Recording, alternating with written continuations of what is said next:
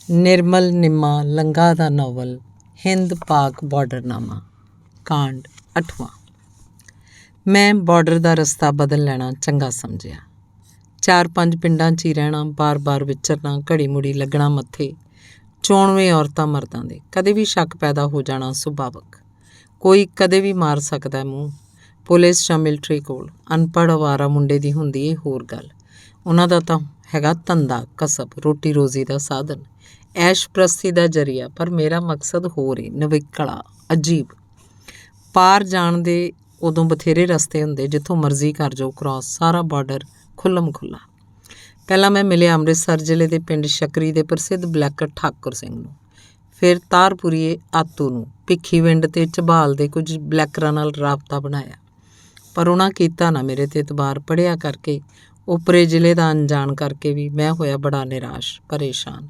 ਅਖੀਰ ਘੁੰਡੀ ਖੋਲ੍ਹੀ ਮਿੰਦੀ ਦੇ ਛੋਟੇ ਭਰਾ ਖਜ਼ਾਨ ਕੋਲ। ਉਹਨੇ ਸੋਚ ਵਿਚਾਰ ਕੇ ਅੰਦਾਜ਼ਾ ਲਾ ਕੇ ਮੈਨੂੰ ਰਵਾਲਾਂ ਹਰਦੁਰਵਾਲ ਵਾਲੇ ਸੁਖਦੇਵ ਸੋਖਾ ਬਾਰੇ ਦੱਸਿਆ। ਬੜਾ ਭਰੋਸੇਮੰਦ ਤੇ ਮਜ਼ਬੂਤ ਕਾਂਟੈਕਟ ਦਿੱਤਾ।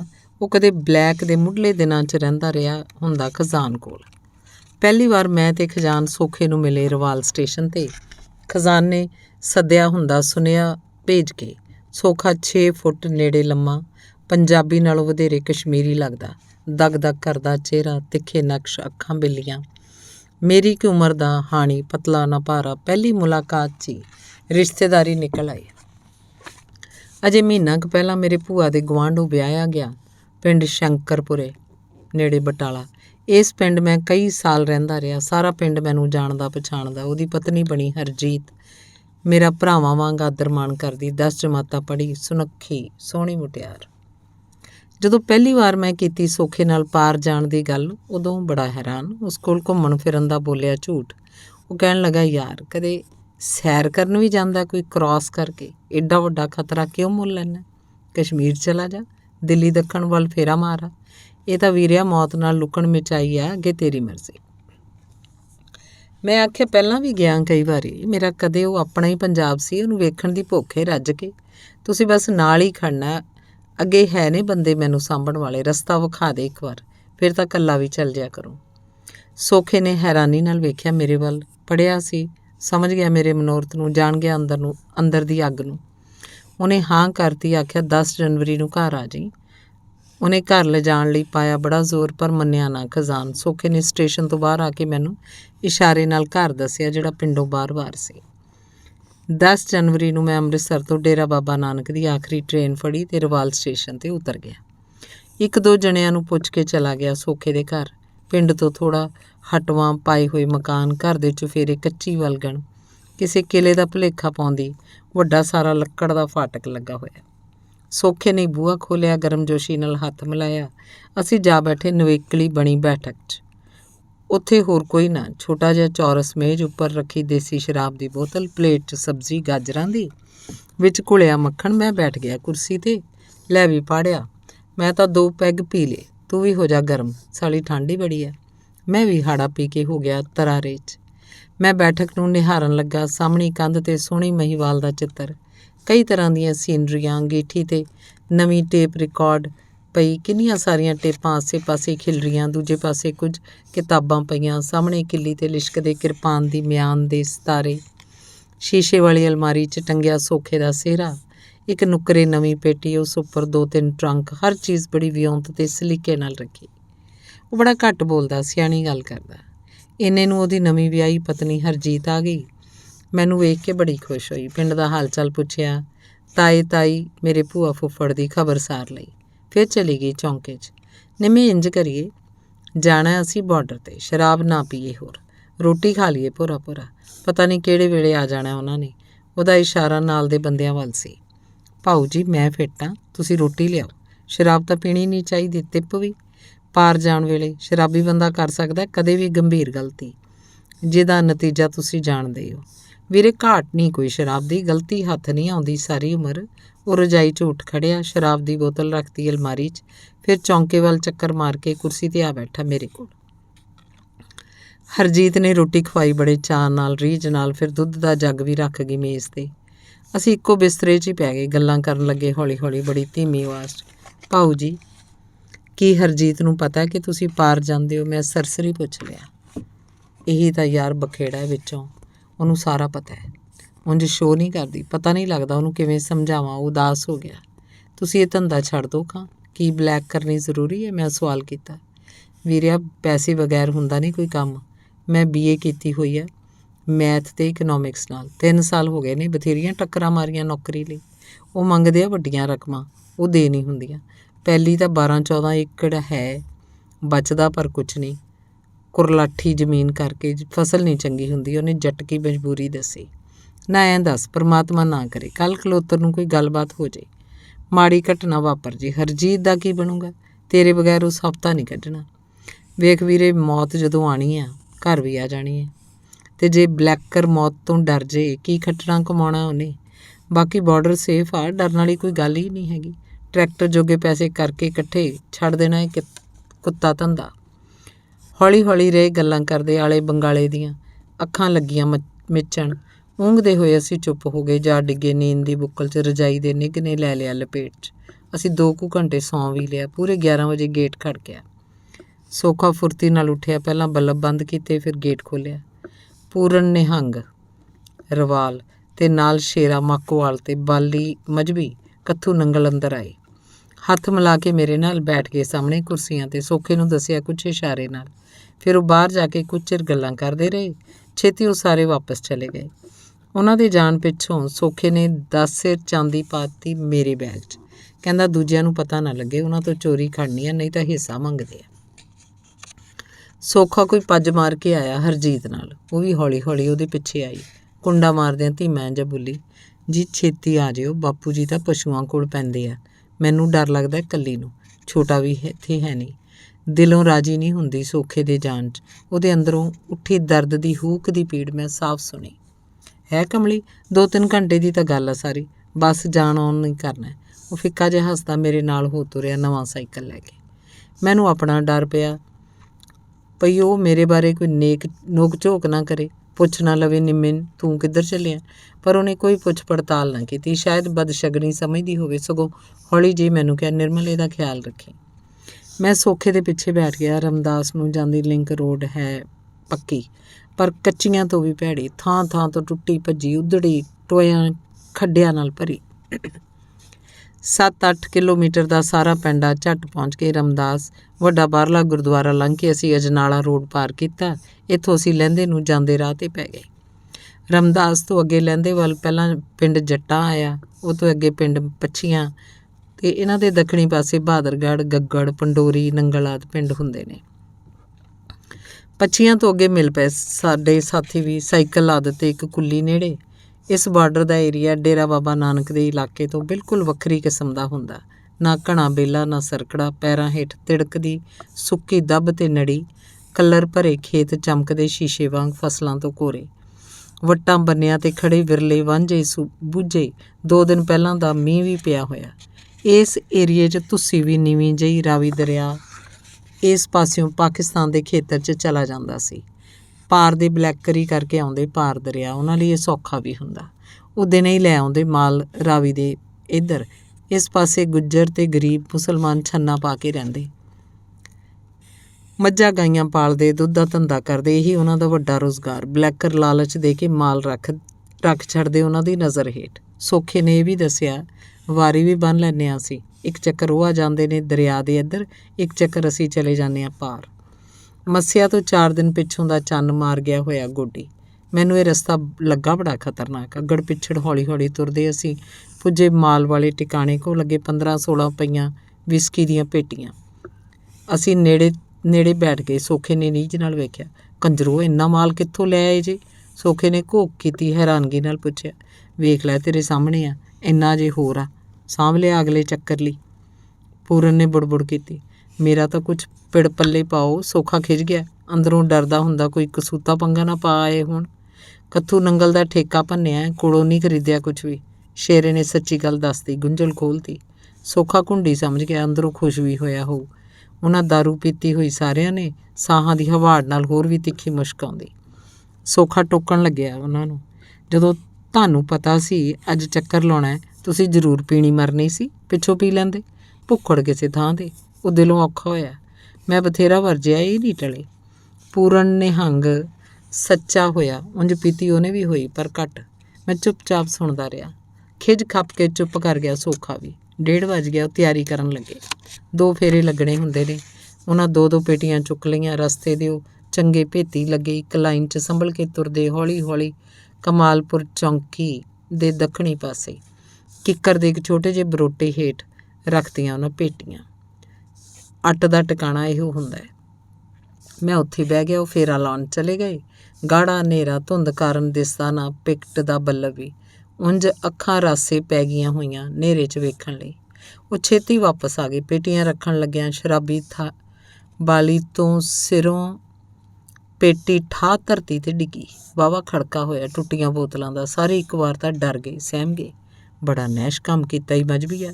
ਦੰਦ ਕਰੀਚ ਦਾ ਸੋਖਾ ਚਲਾ ਗਿਆ ਅੱਗੇ, ਪਾਰੋਂ ਆਈ ਪਾਰਟੀ ਦਾ ਪਤਾ ਕਰਨ। ਸੋਖੇ ਦੇ ਜਾਣ ਤੋਂ ਫਿਰ ਪਿੱਛੋਂ ਉਹਨਾਂ ਟੁੱਟੀ ਪੇਟੀ 'ਚੋਂ ਕਰਕੇ ਫੋਲਾ ਫਾਲੀ ਕੱਢ ਲਈਆਂ 2-3 ਅੱਧ ਵਰਤੀਆਂ ਬੋਤਲਾਂ। ਮੂੰਹ ਲਾ ਕੇ ਸੁੱਕੀ ਪੀਣ ਲੱਗ ਪਏ।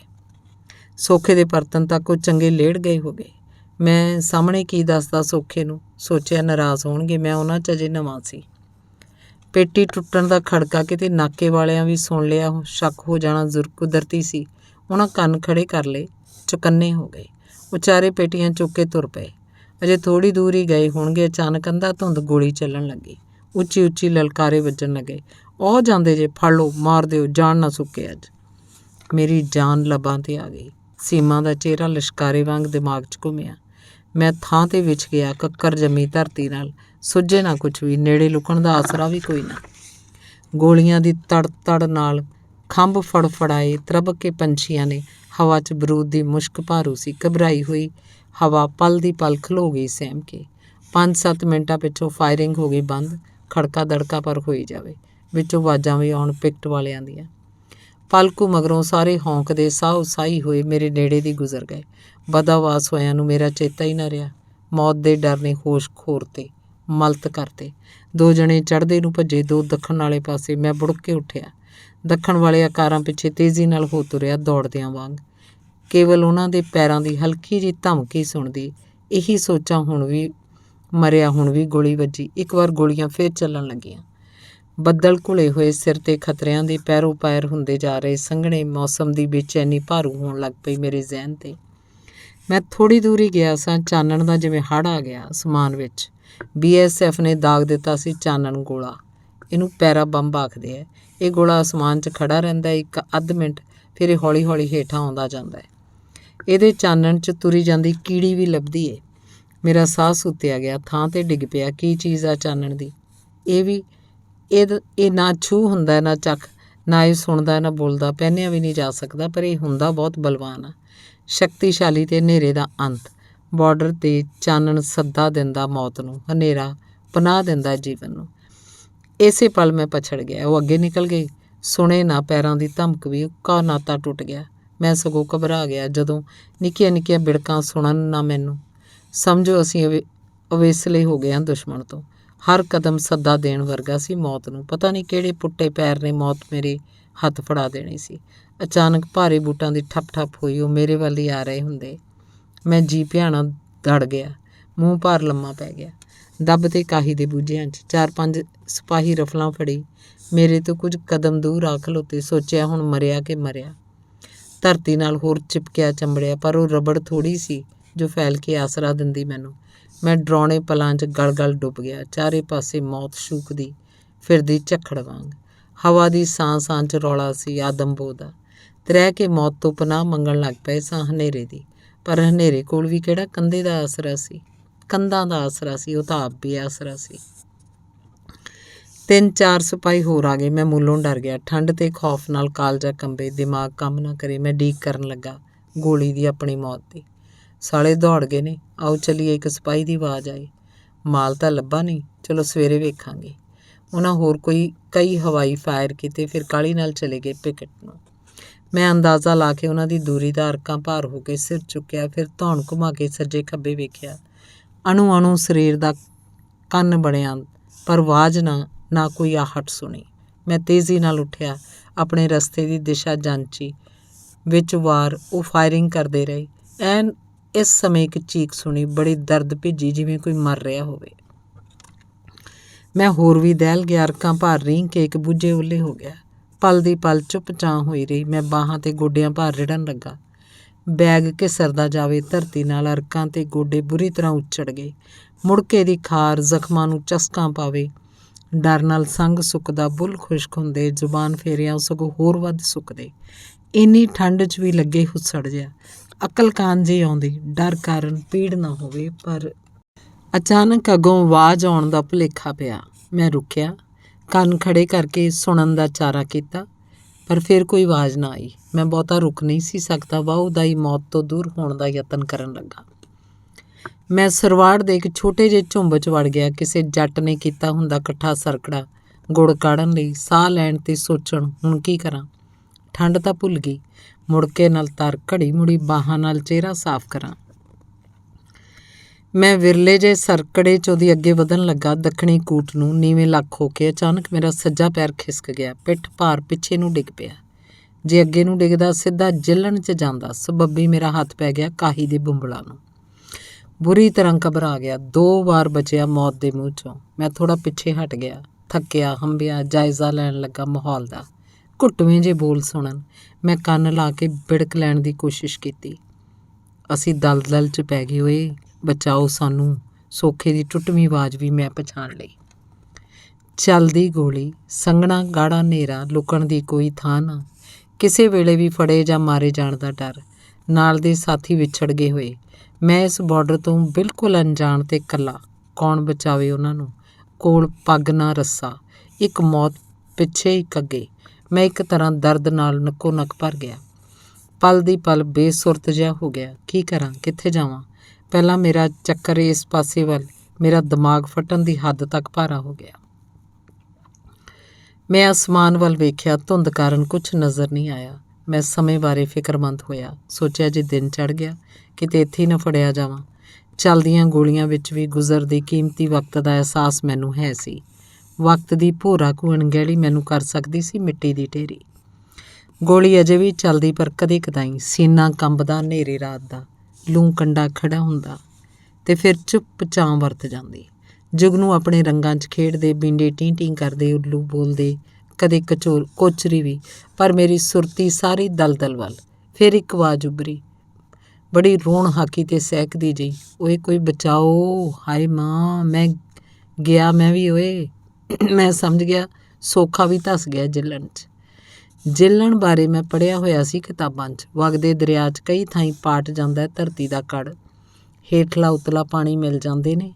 ਦਰਿਆ ਚਲਾ ਜਾਂਦਾ ਦੂਰ। ਜਦੋਂ ਲੰਮਾ ਚੌੜਾ ਛੱਪੜ ਜਿਹਾ ਬਣ ਜਾਂਦਾ, ਇਸ 'ਚ ਪਾਣੀ ਤੇ ਮਿੱਟੀ ਰਿੜਕਦੇ ਰਹਿੰਦੇ ਨੇ।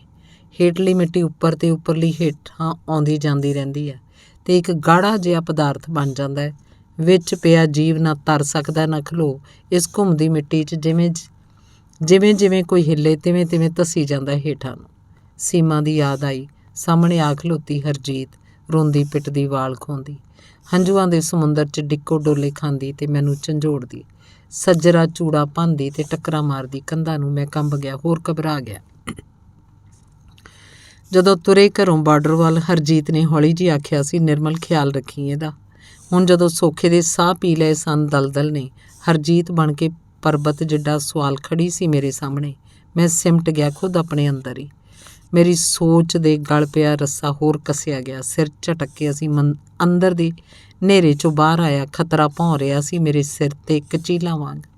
ਵੱਡਾ ਹੌਸਲਾ ਕਰਕੇ ਉੱਠਿਆ। ਠੰਡਾ ਹੋ ਗਿਆ ਸਾ ਬੈਠਣ ਕਰਕੇ। ਚੜ੍ਹਦੇ ਪਾਸੇ ਤੁਰ ਪਿਆ, ਕਚੀਚੀ ਜੀ ਵੱਟ ਕੇ, ਕੋਡਾ ਜਿਹਾ ਹੋ ਕੇ। ਪੈਰਾਂ 'ਚ ਕੰਡੇ ਵੱਜਣ ਦੱਬਦੇ, ਹੰਝੂ ਆਪ ਮੁਹਾਰੇ ਵਗੀ ਜਾਣ। ਕੁਝ ਸਮਾਂ ਨੀਵੇਂ ਲੱਕ ਤੁਰਦਾ, ਕਦੇ ਠਹਿਰਦਾ, ਕਦੇ ਬਹਿੰਦਾ, ਆਸੇ ਪਾਸੇ ਦੀ ਕਨਸੋ ਲੈਂਦਾ ਕੰਨ ਖੜੇ ਕਰਕੇ।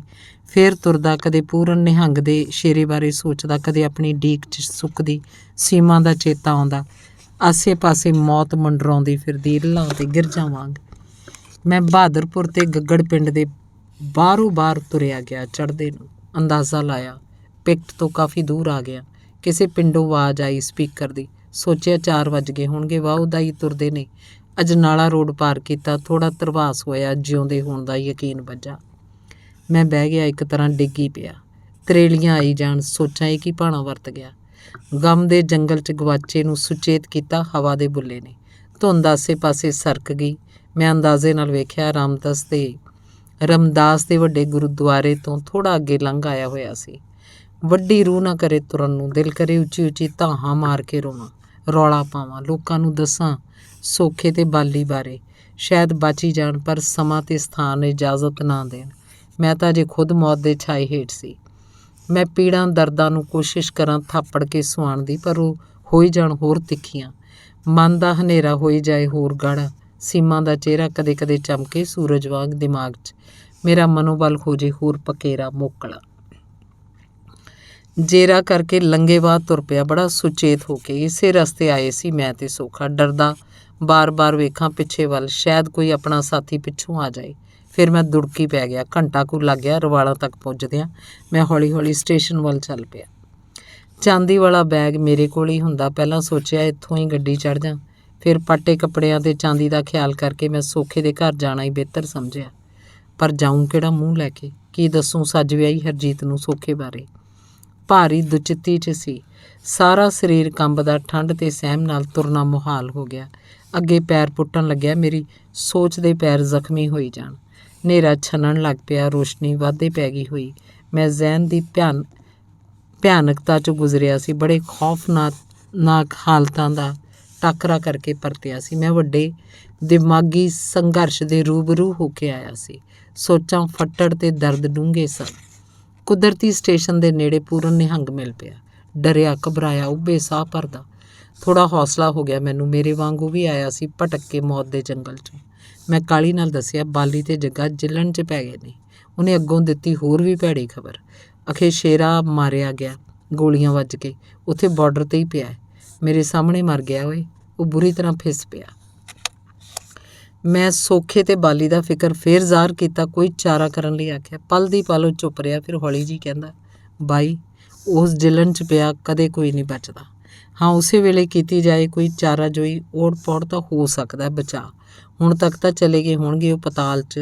ਸਮਝ ਉਹਨਾਂ ਦਾ ਵੀ ਪੈ ਗਿਆ ਭੋਗ। ਹਾਏ ਓਏ ਮੇਰੇ ਯਾਰ, ਮੇਰੀਆਂ ਅੱਖਾਂ ਸਾਹਮਣੇ ਚਲੇ ਗਏ।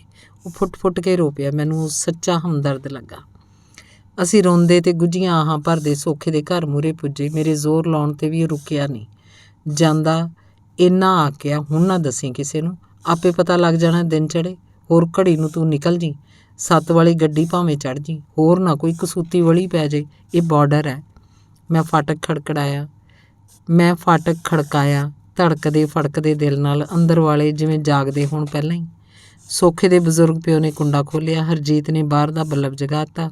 ਮੈਨੂੰ ਇਕੱਲੇ ਨੂੰ ਵੇਖ ਕੇ ਬਾਪੂ ਹੈਰਾਨ ਹੋਇਆ। ਫਿਰ ਟੁੱਟਵੀਂ ਆਵਾਜ਼ 'ਚ ਪੁੱਛ ਲਿਆ, ਸ਼ੇਰਾ ਉਹ ਨਾ ਆਇਆ ਆ? ਖੁਰਚਵੀਂ ਨਜ਼ਰ ਜੰਮ ਗਈ ਮੇਰੇ 'ਤੇ। ਪਿਛਲੇ ਪੈਰ ਆਏਗਾ, ਮੈਂ ਦੇ ਕੇ ਪਹਿਲਾਂ ਸੋਚਿਆ ਜਵਾਬ, ਬੈਠ ਕੇ ਜਾ ਵੜਿਆ ਰਵਾਨਵੇਂ।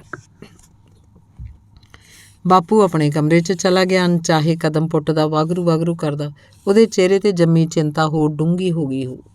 ਮੈਂ ਸੋਚਿਆ ਕਿਤੇ ਹਰਜੀਤ ਨਾ ਵੇਖ ਲੈ ਮੇਰੀ ਇਹ ਟੁੱਟੀ ਖੁੱਸੀ ਹਾਲਤ। ਪੈਰੀ ਤਾਂ ਬੂਟ ਵੀ ਹੈ ਨਹੀਂ, ਤੇ ਲਿਬੜਿਆ ਤਿਬੜਿਆ ਰਜਾਈ 'ਚ ਵੜ ਗਿਆ। ਹਰਜੀਤ ਮੇਰੇ ਪਿੱਛੇ ਹੀ ਆ ਗਈ। ਅੰਦਰ ਦਾ ਬੱਲਬ ਜਗਾਇਆ। ਬੜੀ ਘਬਰਾਈ ਤੇ ਡਰੀ ਹੋਈ ਮੈਂ ਉਸ ਵੱਲ ਤੱਕਣ ਦਾ ਹੌਸਲਾ ਨਾ ਕਰ ਸਕਿਆ। ਦਿਲ 'ਚ ਪੱਕੀ ਗੰਢ ਦੇ ਲਈ ਵੀ ਦੱਸਣਾ ਨਹੀਂ ਕੁਛ ਵੀ। ਜੇ ਥਿੜਕ ਗਿਆ, ਭਾਵੁਕ ਹੋ ਗਿਆ ਤਾਂ ਹੁਣੇ ਪੈ ਜੂ ਪਿੱਟ ਸਿਆਪਾ। ਸੌਖਾ ਨਹੀਂ ਆਇਆ ਨਿਰਮਲ? ਬੋਲ ਹਥੌੜੇ ਵਾਂਗ ਵੱਜੇ ਮੇਰੇ ਸੀਨੇ 'ਤੇ। ਸਵੇਰੇ ਆਊਗਾ, ਜ਼ਰੂਰੀ ਕੰਮ ਚਲਾ ਗਿਆ ਇੱਕ ਸੱਜਣ ਨਾਲ। ਮੈਂ ਮਸੀਂ ਬੋਲਿਆ। ਅਥਰੂ ਮੇਰੇ ਸੰਗ 'ਚ ਫਸ ਗਏ। ਉਹ ਤਾਂ ਕਰਾਰ ਕਰਕੇ ਗਿਆ ਸੀ ਵੀ ਛੇਤੀ ਆ ਜੂ। ਉਹ ਬਾਰ-ਬਾਰ ਡੂੰਘੇ ਹੌਕੇ ਭਰੇ। ਮੈਨੂੰ ਉਸ ਵੱਲ ਤੱਕਣ ਦੀ ਜੁਰਤ ਨਾ ਪਵੇ। ਉਹਦੀ ਝਰੀਟੀ ਨਜ਼ਰ ਕਿਵੇਂ ਸਹਾਰਦਾ। ਹਰਜੀਤ ਦੇ ਮਹਿਬੂਬ ਪਤੀ ਦੀ ਮੜੀ ਬਣ ਚੁੱਕੀ ਸੀ ਜਿੱਲਣ ਵਿੱਚ।